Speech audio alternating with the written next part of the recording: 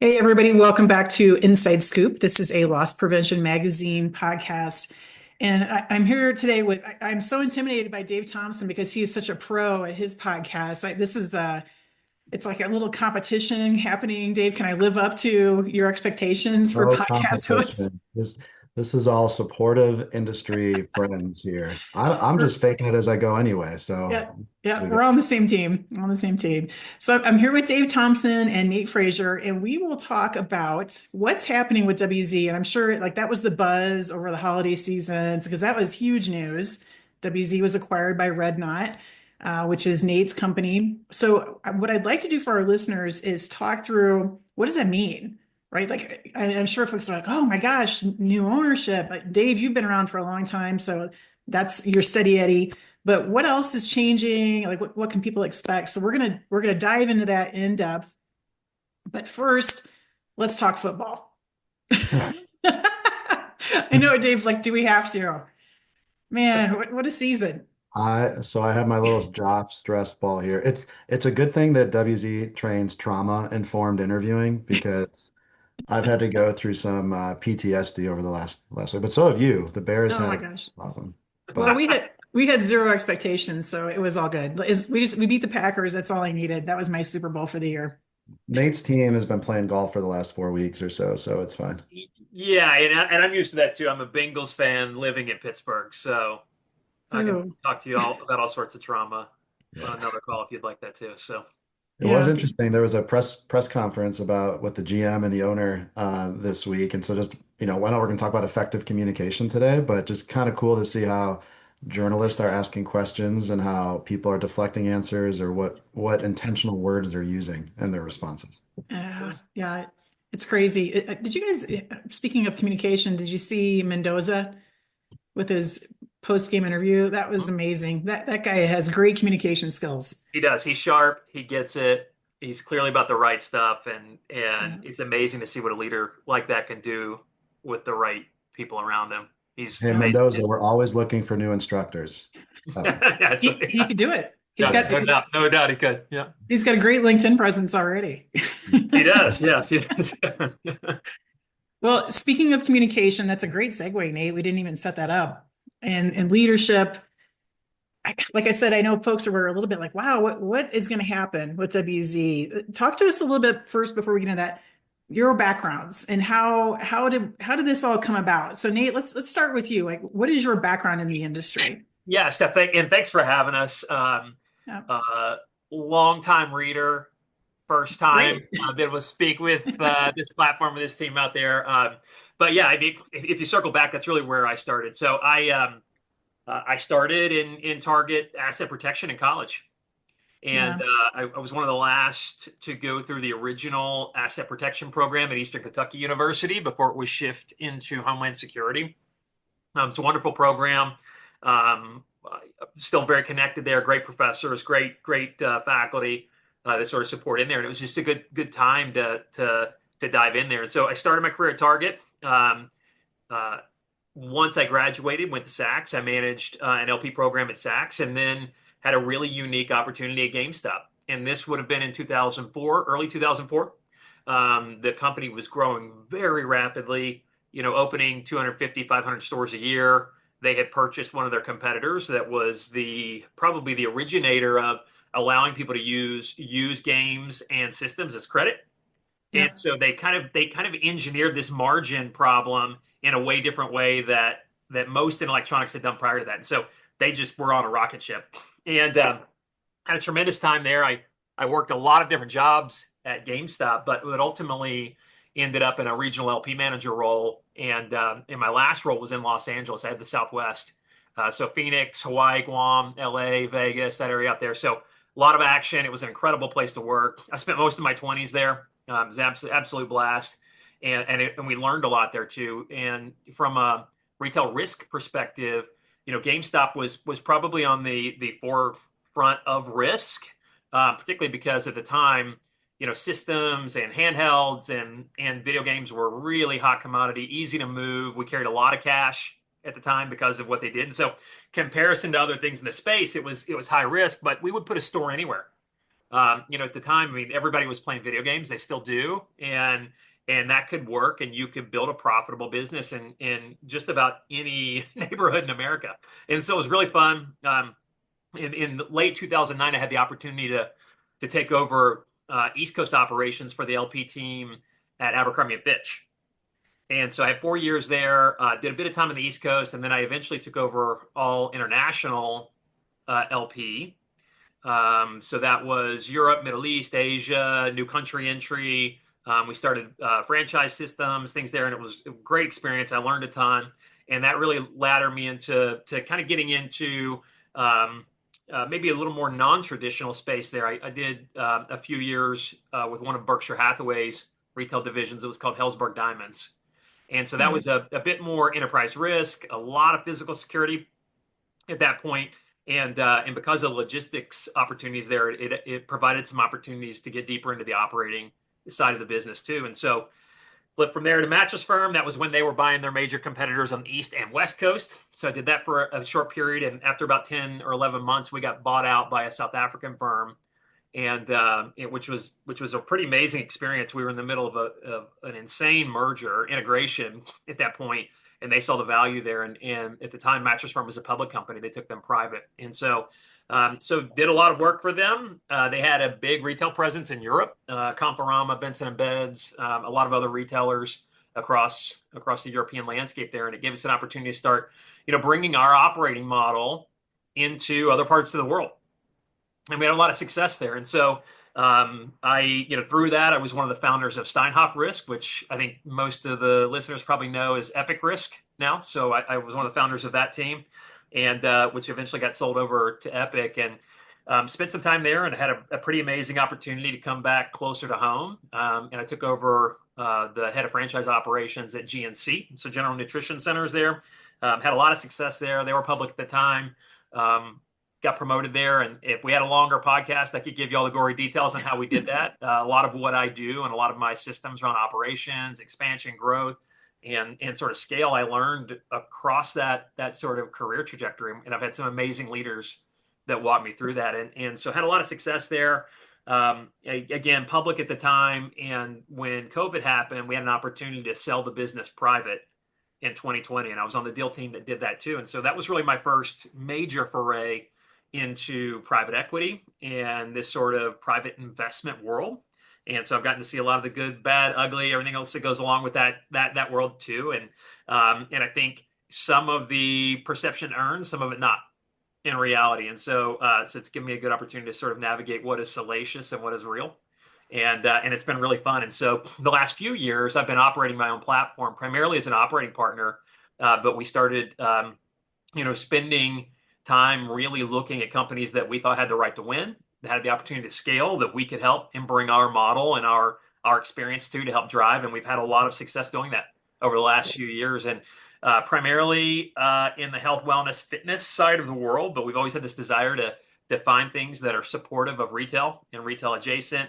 And then, of course, by sort of, I guess, relation now with Wicklander, also across the sort of corporate resiliency risk and the law enforcement spaces as well. And so had the opportunity to connect with Dave and Shane and Wayne about a year ago and start a very interesting conversation. And I've been a client of Wicklander's for over 25 years. So I'm intimately aware of how quality the product already is. And I think when we put our heads together, we just saw that there was a real opportunity to help move this into the next chapter too.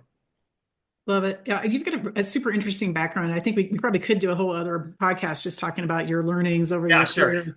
Yeah, because you've been, so many different roles. And I think a lot of folks in LP sort of like think, oh, there's just this one column that I can work in, right? There's so many different directions you can go because we wear so many hats in LP. A lot of application skills. It's an interesting thing, Steph. If you're willing to learn and ask the right questions, most people want to help you. most people want to move you in there.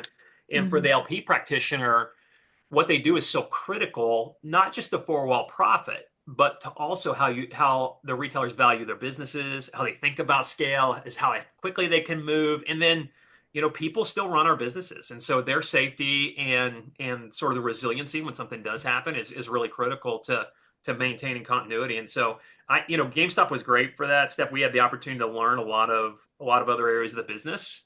Mhm. And we had an amazing training team there that helped facilitate that. And then, and then Abercrombie particularly, we were really involved in sort of the financial planning, the financial strategy side of the business. Particularly with the international growth. And so it gave you an opportunity to get deep into real estate and finance and logistics and inventory. And that was a big part of Berkshire too. So yeah, I've had great opportunities to learn that. And I think that if you're willing to raise your hand and maybe spend a little extra time than the person next to Mhm. you get the opportunity to do so. So Dave, back when you were at Abercrombie and you met Nate, did you know, oh, we're going to be working this closely together in the future? Like, was there like a chemistry? Like, what happened? Yeah, well, when you're both standing outside a store with your shirts off, like it's natural that you're going to build chemistry. Spring No, cologne. yeah.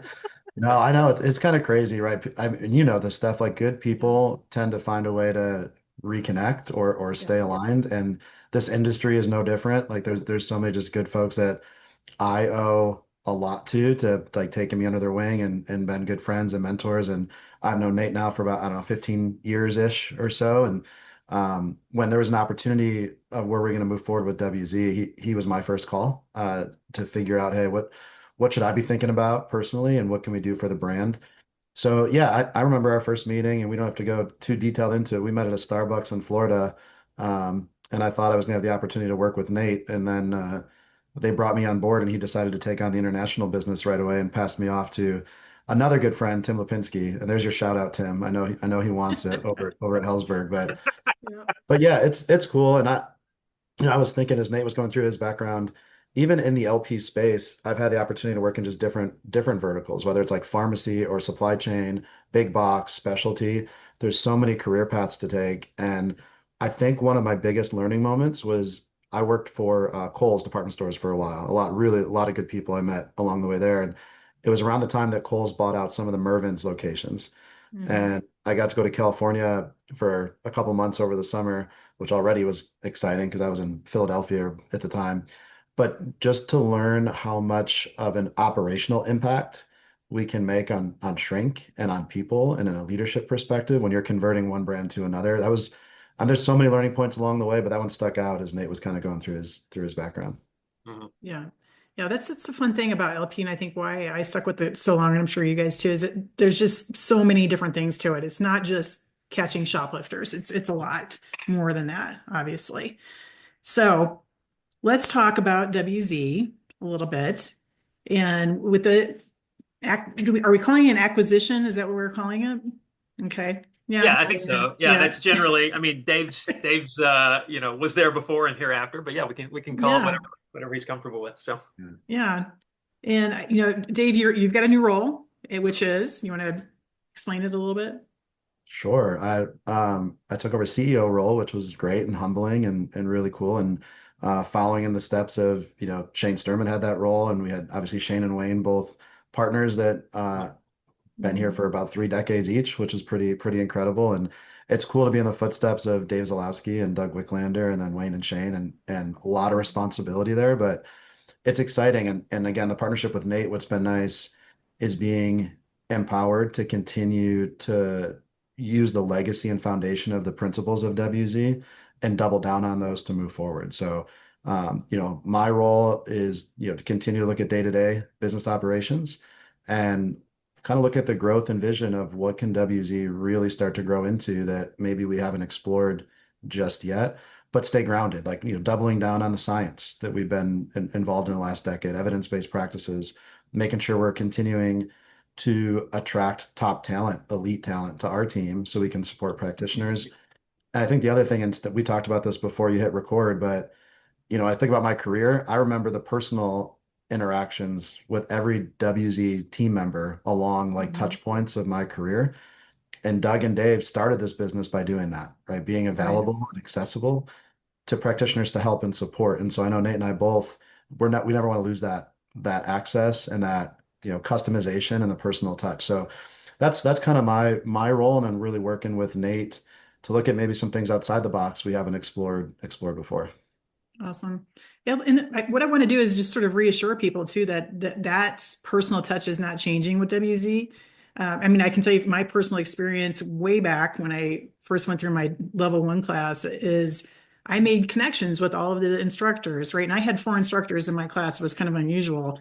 But I got to know them each personally. I got all of their phone numbers, I got all of their emails, and I was able to use them as like informal mentors as I grew my investigations skills. And I think even back of house, like your admin team and how they follow up with each student, like just the amount of care that you guys take with your students when they come through has always been to me sort of that just really stands out with WZ is their custom kind of their customer service or student service. Yeah, I'm gonna pass this to Nate in just a second, but I think I know we're vested in everybody's success, right? Obviously, we want the Yeah. method and the systems to work. But truly the business is built not just to run a business, but we want to make sure investigators are supported with the right tools to be successful.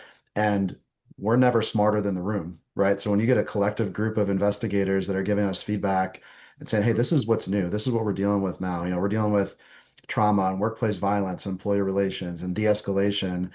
We need some help, and we Right. can now hear that and kind of evolve what we're providing from a curriculum standpoint, or honestly even hear how people want to learn is different today than it Hmm. was 10, 15, 20 years ago, whether it's virtual For or sure. technology. But what you just said, I'm going to pass this to Nate because when we went through this process of looking at potential partners for WZ, we were really intentional. Um, and Nate, we didn't fall into this by accident. We wanted to make sure this was the right match to protect the legacy of WZ. But I could tell you, and Nate can expand on this, the first 10 minutes of our meeting with Nate was him talking about his first interactions in class with WZ because everybody recalls those moments. So Nate, I'll let you kind of expand on that, Nate. But I think it's important to know your leadership is also been experienced to the same thing that your listeners have been Yeah, experienced. yeah, for sure. I mean, listen, Steph, so not wildly different, right? So Shane taught my first class. Uh, Yeah. and it was funny. I was talking to him a couple weeks ago and asking him if he remembered. I don't think he did. He was being very gracious about it, but it was in Florence, Kentucky. I was working for Saks at the time, and yeah, I'll never forget it. I mean, and I think about my evolution through the core product. Okay, so the method through the WC system. Let's talk about that really quickly, which is what the business was built on. Um, it has lasted and excelled and grown for 4 decades because it works and because it's effective. And so, to your earlier point about the accessibility and about the true care and the time that we spend with the students, that's never going to change because ultimately the system will only continue to work if the practitioners understand it and can put it in practice. And so that's what I love about it. That's what I love. It's so real. I had aha moments. I told the team about this a couple of weeks ago. When I took advanced, so the second level out there, I probably had 150 interviews under my belt at that point, and there were things that I was doing that worked, but maybe I didn't fully understand why I was doing them or why they were working. And so as you get through this sort of experience side of the module, and you can continue to build this, you just get stronger and faster and more effective. And what Dave and the team have done to evolve it, particularly over the last decade, is really amazing and timely and important. And not just from a relevant standpoint, but from what is right and how we are going to teach the practitioner and how we're going to get them ready, for the rest of the 2020s and 2030s and the next 40 years, across this. And then, there's so much, we just got back from NRF. There's so much thought, and rightfully so, there's so much thought and time and capital being spent on artificial intelligence, around machine learning, around these LLMs. And I think that's right. And I think we should be spending time on that from an efficiency standpoint.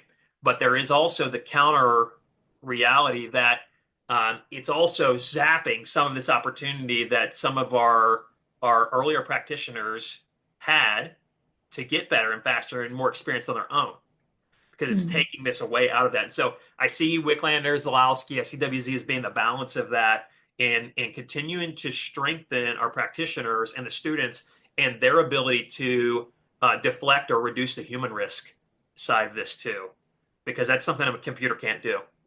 And Right. there's always going to be that element in our space. And listen, obviously great legacy in retail, amazing growth, great legacy in law enforcement, but there's a lot of businesses out there that can use this help, can use this assistance, can use this curriculum, can use what Dave and Doug and Shane and Wayne built with their consumer facing businesses too. And it's a big world outside of that, in hospitality, in franchise, in restaurant, in you name it, anything that has to interact with the general public out there, or has access to high value, things that might drive risk there. And so, yeah, to Dave's point, I think it's really important. And then, I say this a lot, and I think people understand what I'm saying whenever I explain this to them. But I was one of the early adopters of the CFI program as well, and to understand the real psychology, the biology behind why that works, what we're able to do with the certification, and see the pride that comes from the LP leader, the AP leader, or a law enforcement officer, anybody that falls into this investigation realm, that they've spent this time, they've invested this in there because they want to be the best at what they do, and that really gets me excited because that's the type of person that I want to be around. That's the type of person that I want to spend my time with and invest in too, Hmm. because not only are they taking their craft really seriously, but they understand the magnitude of what they can do for their vertical and for their space. And I think Dave and I, it's a big part of what we're going to focus on as we move forward is how can we help that practitioner be even more efficient? How can we help them grow their career, be more fulfilled out of what they're doing outside of that too? And I think CFI is a great place to start. And listen, I've used the method and the system in all other parts of my life too. I've used it in boardrooms. I've used it on public earnings calls. I've used it in negotiations. I've used it in my home. And so the mechanics of what make the system great are universal. And I think that could be really exciting to other verticals and other platforms that need it too. Yeah, absolutely applies in so many different aspects of not just your career, but your life. And For good sure. point. I hope you don't use it at home very often, Nate. I have two boys, so occasionally I have to. But yeah, I try to limit it whenever I do. Yeah, So it happens. It happens. But what I'm hearing is it sounds like, you're the legacy, you guys are respecting the legacy and that, moving forward, that's always top of mind. It sounds like CFI is going to remain a focus. Elite Training Day, still going to be focused on those things. Yeah, I would say focus is a good word, but I think those are all foundational to what we can expand on. I think Right. legacy is there, but this is not your grandfather's WZ. We're gonna keep on rolling. So we're excited, and we're gonna have a CFI exclusive town hall coming up soon to talk about some cool stuff coming forward specifically for the CFI community.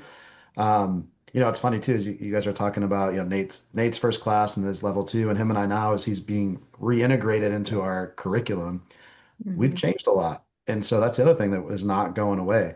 Part of our responsibility as a partner to the industry is to be the conduit of research to practice. And so, the things that we might have been training 10 years ago, we may be not training that today. And it may be the same thing 5 years, 10 years from now. And so we take that responsibility greatly, is that we're going to make sure we're consistently evolving. And we did that with the CFI program and Mhm. launched that about a year ago. A lot of work thanks to the late Joe Wolf, who did a lot of the effort on that program. But David Lund and the II team have killed it with the CFI Evolve, and it's been really cool to see people.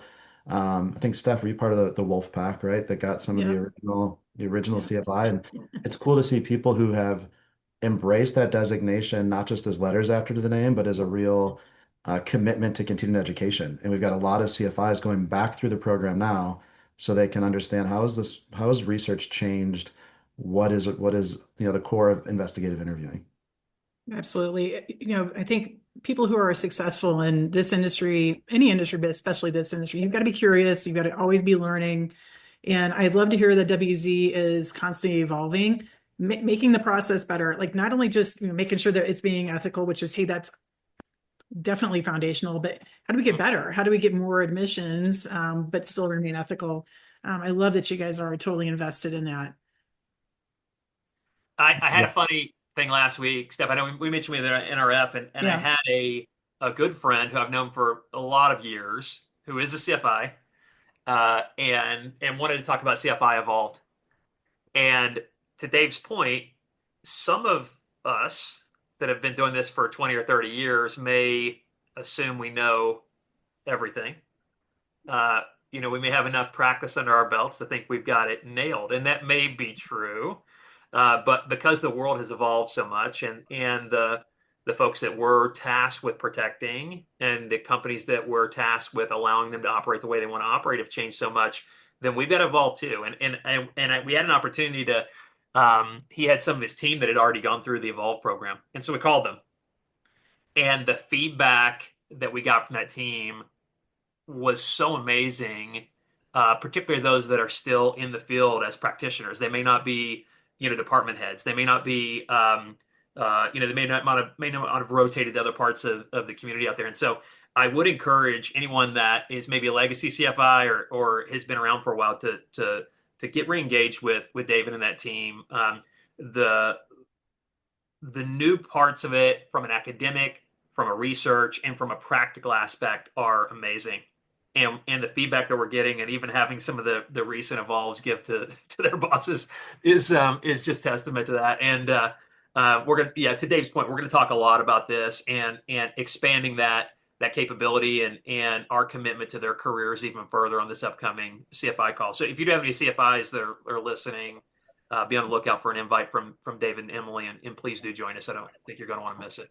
I'm going to Awesome. throw out, if I could, Steph, because I know you've got a lot of leaders that listen to this and that read the magazine. And I know we've been honored since Zalowski forever ago, writing a column in the magazine. And you can see that the consistency of content, but the evolution of content along the way. But just a challenge to leadership out there.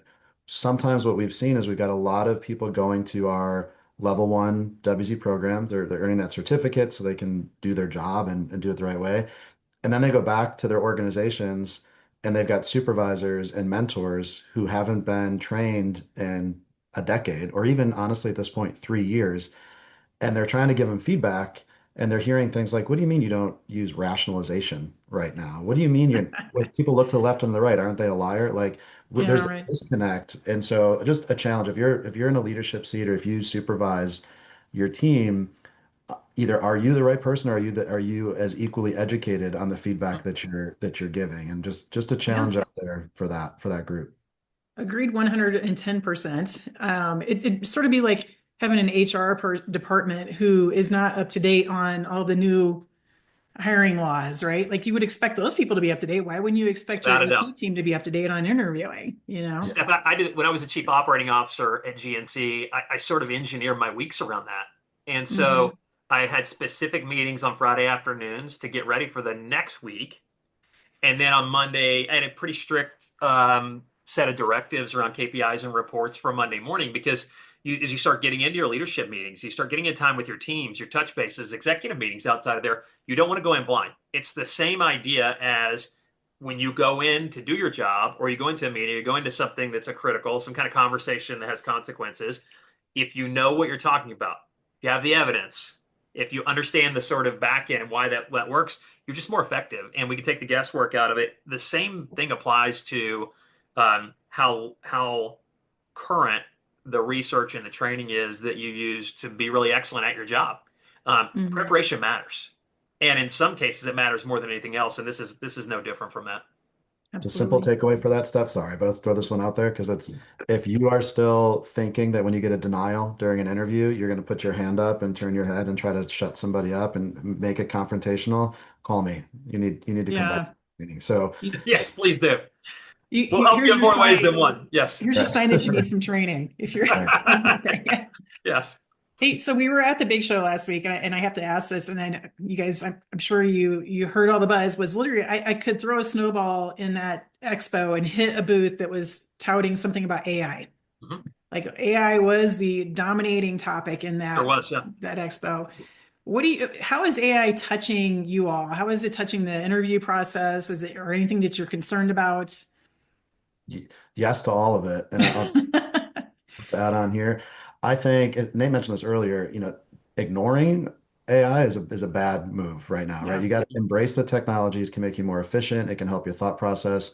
There's some really strong benefits right now for investigators to use from a maybe a strategy and preparation standpoint, do not put your case details into an open AI platform. If the legal counsel hasn't told you yet, Yeah.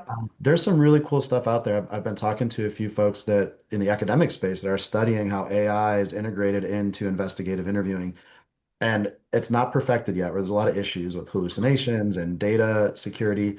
But there's talks on using AI as almost a secondary interviewer to check an interviewer on, hey, what questions should you ask further? What contradictions in evidence exist? Mhm. There's good AI usage right now to even critique interview statements or full interview transcript and provide some feedback.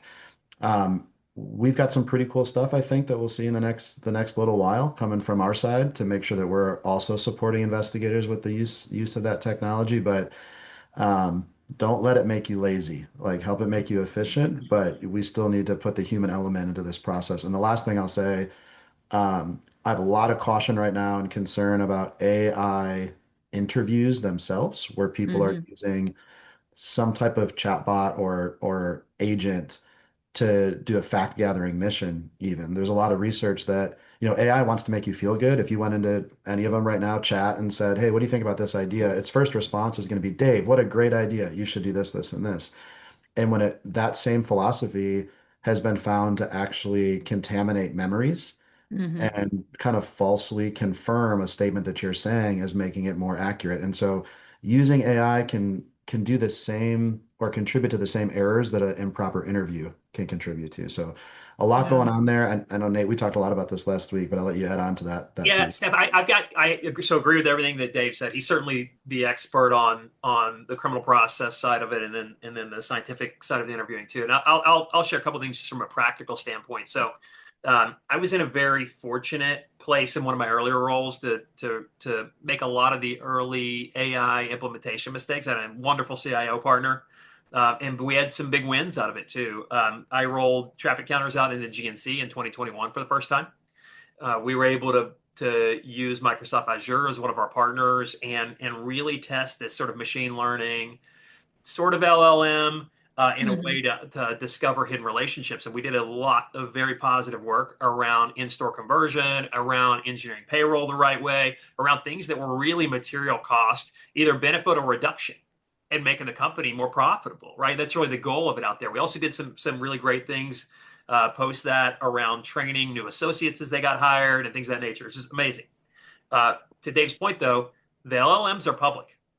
And so if you use Claude or Grok or GPT, it is not protected for you as an investigator, you as anybody that has any sort of corporate responsibility, officers, executives, department heads. Certainly, if you've got any sort of fiduciary duty, you've got to be very careful. And we're seeing that more and more in litigation and in the criminal justice process side of it. That said, that doesn't scare Dave and I. One of the things that really excited me uh, about this opportunity to acquire WZ was uh, the leadership has 43 years worth of success in curriculum and advancement in knowledge and case reports and investigations and statements and video and things that go all the way back to VHS and Laserdisc and everything else out of there. So we've already grabbed all that. We're working on something that I think will by far and away surpass anything that's in the market right now, partially because nobody can replicate it.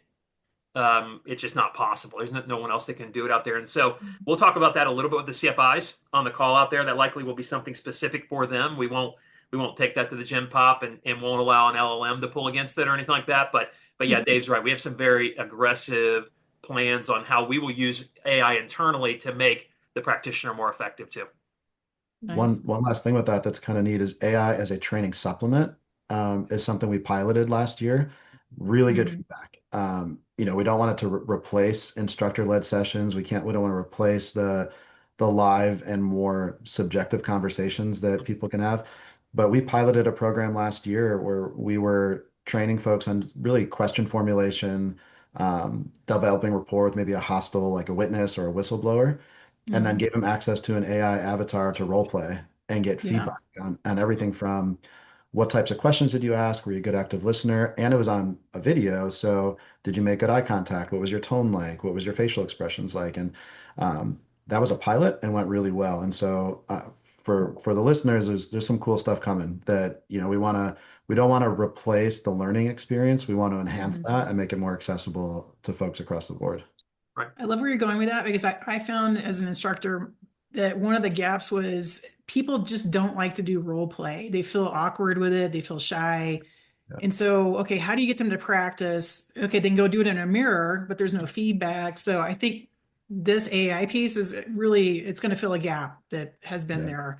And Um, objective feedback, right? Like Steph, yeah, you work for some global organizations, you've got a regional director or whatever giving feedback in the Northeast different than somebody in the That's Southwest, and right. now we got inconsistency across the organization. So it's absolutely. how can we provide consistent feedback? And then honestly, from a liability standpoint, now we can put a stamp on this investigator has been trained and now has shown they can execute an interview in an evidence-based way on a whatever annual basis or whatever it might be. Hmm. Um, yeah, versus I'm sure the three of us all went through this process of like go to a course, then go out there and try it in the wild and have your Hmm. supervisor sign off on you after X amount of interviews. And that's all over the place. Yep. Yeah, it was like the Wild West back in the day. Yeah. Well, Yeah, good speed times. matters too, Steph. I mean, so for our purposes, it's around efficiency. It's around Hmm. how quick can I get you proficient as well. And Right. so I think Dave's got some great plans. I know the team do too. And then we've just got simple stuff that we have processes that we're going to use AI to clean up. Has nothing to do with practitioner or training or anything that maybe is probably even remotely interesting to the viewers of this. But yeah, we've got some things that we can do that make WZ a more efficient operation too. And so we're in the process of actually rolling some of that out right now. Yeah. Awesome. If you're an interviewer worried about AI replacing you, um, first of all, embrace AI so you know how it can help you, but you have the human element that AI doesn't have empathy right now. AI is not going to disagree with you. So, I think Mhm. leaning into what makes the human experience different than the technology is really important for interviewers right now. Agree. Yeah, yeah. It's a really interesting time that we're in, for sure. I find the topic fascinating. So I'm going to close on this one. It's like a pie in the sky question, and you guys are going to be like, oh boy, where do you see WZ in 5 years? Man, I got a lot of answers for that one right now. I think number one, we're still here for you, right? We're not going Mhm. away. And so WZ will only become our hope is a more consistent touch point in the lifelong learning process of an investigator. Right now, a lot of folks come to us to kind of onboard and get into the initial phases of interviewing, and Mhm. hopefully they come to an advance and hopefully they get through their CFI designation. But we really see ourselves as a lifelong supporter of professional education and continued education. I think from a curriculum standpoint, we're seeing more and more requests in employee relations and human resources and de-escalation and trauma and Mhm. work. You got some of your listeners that are having conversations with employees on suicidal ideation. I mean, there's stuff all across the board that LP is no longer LP. It's enterprise risk, and there's so much that falls under their landscape there. And we're not teaching interview interrogation. We're teaching effective communication. And so I think we'll continue to grow on how we can support in every one of those tasks. The second piece is what we just talked about, but leveraging technology to make it more accessible, Mhm. more consistent, more objective feedback. And I think we'll continue to grow internationally. We've got a good international footprint right now, but a lot of your listeners have partners outside of the US that are maybe not just literally talking a different language, but talking a different interview language. And there's no reason we're not consistent across the board. So, and the other last thing I'll just leave with, CFI is incredible. We're going to continue to double down on that. But I don't think we're going to stop there. So I think there'll be more certification opportunities and some other cool stuff coming down the way. But Nate, I know Nate's a good pie in the sky guy. Yeah, So I think you nailed it. I'll mention two other things, Steph, that I know to be true, and we are going to do in the next 3 to 5 years. So, the response over the last few weeks has been amazing from adjacent industries, people that I've got relationships with, not just private equity and not just from my experiences, but through the networking there too. So, I think that what I mentioned earlier around any business that is consumer facing has um, this sort of risk touch point, right? These conversations that have consequences. They have need for investigative interviewing. Have need for de-escalation. They have need for, in some cases, to Dave's point, some of these trauma related curriculum that we've driven in here that is really important right now. And so I can tell you in the next 3 to 5, a major expansion point for us is going to be using the core, the things that a lot of your listeners are already great at and already have experience in, and taking them to other verticals.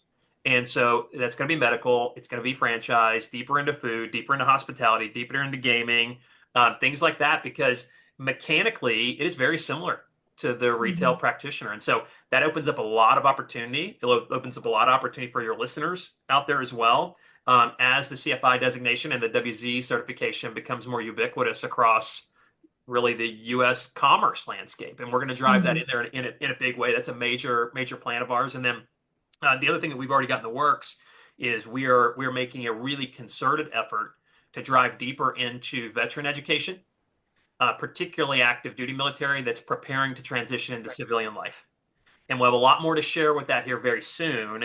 But we're pushing into where we're preferred provider for that education. We have wonderful vets throughout the industry, throughout both law enforcement and loss prevention out there. We want to make that easier, more accessible, and more effective for them too. And so we're working with a lot of sister organizations on that already. Obviously, we've got access to the GI Bill and some other things that can reduce funding and make this a lot faster for folks to get certified and really get a jump start on their career when they graduate out. And so I think people will be impressed with that and hopefully excited. And I know that's something that's really important to us as well. I got to say one last thing. It probably goes without saying, but it's important to say it that, our partnership with the magazine and LP Foundation and these, that's not going anywhere either. If anything, I think this gives us the opportunity to further support the education of your readers and your listeners of, we want to be this consistent touch point along their entire career path. And I know you at the magazine have done a really good job of trying to make sure it's accessible for that first line LP person early in their career and for the pyramid head. And we think we can support along the way. So these industry partnerships that have really helped WZ have a platform. We want to continue to, again, I keep saying double down, but there's no reason that we shouldn't be doing that with groups like yours. So that's not going away either. Agreed. Awesome. Yeah, I look forward to seeing how even our relationship can grow as you guys grow too, right? We want to support you, and we do have a great relationship. Dave, you've been doing a great job writing these last few years that I've been involved with, and very easy to edit, by the way. And always hitting the deadline. Always hit that deadline. We won't go there, Dave. But no, it was really great talking with you guys, and I hope the listeners took some things away here. I know I did. I learned a few things about where your plans are headed, which is fantastic. I feel confident that WZ is growing, and I feel that you guys are in good hands with Nate. I think it's all good. All these things have been all good. So I feel better, and I hope our listeners do too. We're I was a little nervous, but I'm not nervous anymore. We're pumped up. Yeah. I mean, I have the kind of cool benefit, I guess, of being on both sides of this, right? I've been here now for a little while, and I get to be part of the future. And so I'm confident and excited and inspired. So hopefully that relates to those people that are listening. Awesome. And I love the energy. Nate brings energy. You seem like you're energized, Dave. So I love it. Absolutely love it. So thank you again so much for being here and talking to the listeners. And I hope to come back and have another podcast with you guys down the road after, things have been sunk in for maybe 6 months from now. We'll see how things are going. And, but again, thank you. And we'll talk to you again soon. Okay. Thanks, Steph. Thank you.